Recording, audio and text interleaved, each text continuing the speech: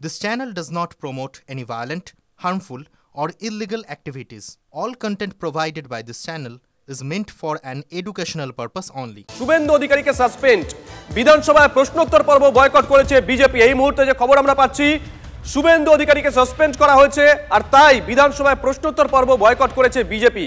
কি বলছেন বিজেপি বিধায়করা? প্রদীপ্ত আমাদের সঙ্গে রয়েছেন, আমাদের সহকর্মী টেলিফোনে। প্রদীপ্ত, দেখো, বিজেপির তরফ থেকে যেটা জানানো হলো তা হলো যে গত মঙ্গলবার অর্থাৎ যেদিন অধিবেশনের শেষ দিন ছিল সেদিন শুভেন্দু অধিকারীকে সাসপেন্ড করার ঘোষণা করেন স্পিকার বিমান বন্দ্যোপাধ্যায় এবং তিনি জানিয়েছিলেন ওই সাসপেন্ড হচ্ছেন অধিবেশন কক্ষে, সেই কথা বলেছিলেন এবং পরবর্তী একাধিক জায়গা থেকেও সে বিষয়ে জানা গিয়েছিল। কিন্তু কিছুক্ষণের মধ্যে সেই সিদ্ধান্ত বদলে যায় এবং বাইরে স্পিকার জানান যে গোটা সেশনের অর্থাৎ এই সেশন যতদিন চলবে সেই সেশনের শেষ দিন সেই পর্যন্ত বিজেপির বক্তব্য যে স্পিকার ভেতরে এক কথা বললেন তিনি বাইরে আর এক কথা বলছেন, এই গোটা বিষয়টি পরিষ্কার না হওয়া পর্যন্ত তারা অধিবেশন কক্ষে ঢুকবেন না এবং কিছুক্ষণের মধ্যেই বিজেপি পরিষদীয় দলনেতা শুভেন্দু অধিকারী তিনি আসবেন এবং তিনি বৈঠকের পর সিদ্ধান্ত নেবেন যে দ্বিতীয়ার্ধে অর্থাৎ বাংলা ভাষার উপরে আক্রমণ নিয়ে সরকারি যে প্রস্তাব তার উপরে আলোচনায় তারা অংশ নেবেন কিনা। তাৎপর্যপূর্ণভাবে আজকে মুখ্যমন্ত্রী মমতা বন্দ্যোপাধ্যায় তিনি বক্তৃতা করবেন এই আলোচনার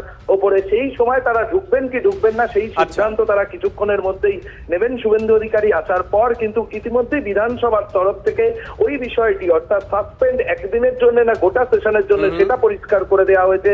বিধানসভার যে বুলেটিন রয়েছে সেখানে জানিয়ে দেওয়া হয়েছে, কিন্তু বিজেপির বক্তব্য অধিবেশনের মধ্যে এক কথা বাইরে এক কথা কেন হলো তা পরিষ্কার করতে হবে স্পিকারকে।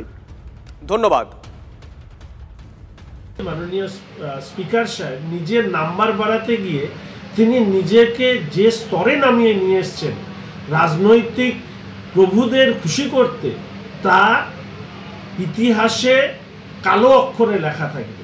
অর্থাৎ শুভেন্দু বাবু বিরোধী দলনেতাকে সাসপেন্ড করে মাননীয় মুখ্যমন্ত্রীকে সরাসরি বক্তব্য রাখবার সুযোগ করে দেওয়া, এটাই শুভেন্দু বাবুকে রেস্ট অফ দ্য ডেট থেকে রেস্ট অফ দ্য সেশনে যে সাসপেনশন, সেই সাসপেনশনের কারণ কিনা, যে পদ্ধতিতে ওনাকে সাসপেন্ড করা হয়েছে নিয়ম বহির্ভূত।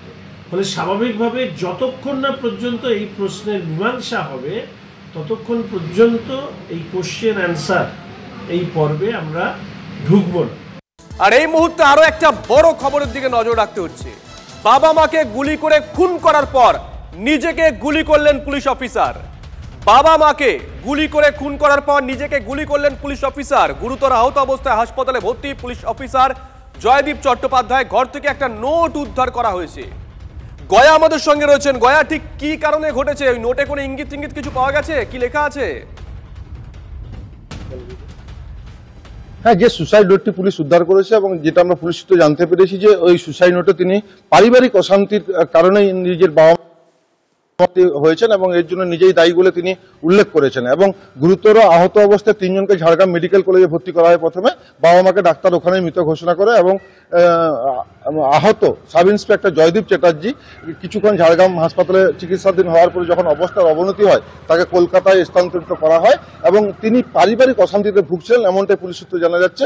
তো অনেক সময় যেটা তদন্তে উঠে আসছে যে হয়তো ডিউটির কোনো কারণে, কিন্তু যেটা দেখা যাচ্ছে সুসাইড নোটে তিনি পরিষ্কার জানিয়েছেন যে পারিবারিক অশান্তির জন্যই এই ঘটনা ঘটিয়েছেন এবং বাবা মাকে যে গুলি করে নিজে আত্মঘাতী হওয়ার চেষ্টা করেছিলেন, নিজেকে গুরুতর আহত অবস্থায় পাড়ার প্রতিবেশী পারিবারিক অশান্তিটা কেন সেই বিষয়ে কোনো ইঙ্গিত টিঙ্গিত পাওয়া গেছে?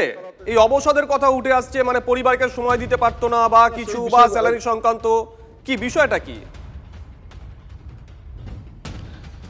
পুলিশ সূত্রে যেটা আমরা জানতে পেরেছি এবং এই ঘটনা তদন্ত শুরু করেছে ঝাড়গ্রাম থানার পুলিশ, যে পারিবারিক অশান্তি, তিনি এখনো অবিবাহিত রয়েছেন এবং এর বাড়ি আসানসোলে জঙ্গলমহল ব্যাটালিয়ন যেটা ঝাড়গ্রামে পোস্টেড রয়েছে সেইখানে তিনি কর্মরত ছিলেন এবং তিনি সাব ইন্সপেক্টর। তার নিজের সার্ভিস রিভলভারে তিনি আত্মঘাতী হয়েছেন এবং বাবা মাকে খুন করে। তো যেটা পারিবারিক অশান্তির জন্য, এখন সেটা বৈবাহিক কোনো সম্পর্ক বা পরিবারের কোনো অশান্তির জন্য এই ঘটনাটা ঘটেছে এমনই সূত্রে মারফত উঠে আসছে। শুভজিৎ, ধন্যবাদ। বাবা মাকে গুলি করে খুন, তারপর নিজেকেও গুলি পুলিশ অফিসারের। গুরুতর আহত অবস্থায় হাসপাতালে ভর্তি রয়েছেন পুলিশ অফিসার জয়দীপ চট্টোপাধ্যায়। ঘর থেকে উদ্ধার হয়েছে সুইসাইড নোট। নোটে লেখা রয়েছে মানসিক অশান্তিতে ছিলেন তিনি। অবসাদের জেরেই গুলি, প্রাথমিক তদন্তে এমনটাই মনে করছে পুলিশ। ঝাড়গ্রামের রঘুনাথপুরের ঘটনা তীব্র চাঞ্চল্য ছড়িয়েছে সেখানে। এই মুহূর্তে আমাদের সঙ্গে রয়েছেন মনোরোগ বিশেষজ্ঞ ডক্টর রঞ্জন ভট্টাচার্য। ডক্টর ভট্টাচার্য, শুভজিৎ রয়েছি। যে খবরটা আমরা দেখাচ্ছি, একজন পুলিশ অফিসার, এসআই র্যাঙ্কের একজন অফিসার প্রথমে মা বাবাকে গুলি করে খুন করে, তারপরে নিজেও আত্মঘাতীর চেষ্টা করে। এই মুহূর্তে তিনি হাসপাতালে মৃত্যুর সঙ্গে লড়াই করছেন। ঘর থেকে একটা নোট উদ্ধার করেছে পুলিশ, সেখানে লেখা আছে মানসিক অশান্তিতে ছিলেন। পুলিশ মনে করছে যে অবসাদের জেরেই হয়তো এই গুলিটা করেছেন এবং নিজের সার্ভিস রিভলভার থেকে। ডক্টর ভট্টাচার্য, একজন পুলিশ অফিসার, তার তো মানসিক অবস্থা, তার তো নার্ভের জোর আমজনতার থেকে অনেকটাই বেশি। দুটো দিক এখানে বিচার্য। প্রথমত হচ্ছে, যেহেতু পুলিশ অফিসার, তার মধ্যে মানসিক সমস্যা কোনো উদ্ভূত হয়েছিল কিনা, নাকি পারিপার্শ্বিক যে পরিস্থিতি তার চাপে তাৎক্ষণিক আবেগে ঘটনাটা ঘটিয়েছেন। যেহেতু পুলিশ অফিসার বা সেনাবাহিনীর অফিসার, তাদের কাছে ফায়ার আর্ম অ্যাক্সেস এটা অত্যন্ত কাছাকাছি অবস্থায় সহজলভ্য, তাই সেক্ষেত্রে কিন্তু এই জাতীয় ঘটনার সম্ভাবনা প্রবল। আমরা ইতিপূর্বেও দেখেছি কৃষ্ণনগরে যেভাবে এরকম ঘটনা, ফায়ার আর্ম অ্যাক্সেস ছিল।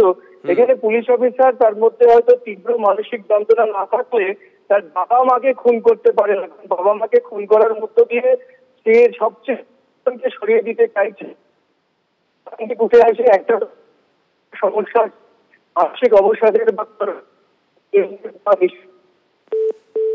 না ডক্টর ভট্টাচার্য, যোগাযোগ বিচ্ছিন্ন হয়ে গেছে, একটা যান্ত্রিক ত্রুটি হচ্ছিল। পরবর্তী সময়ে আবার আপনার সঙ্গে আমরা কথা বলবো।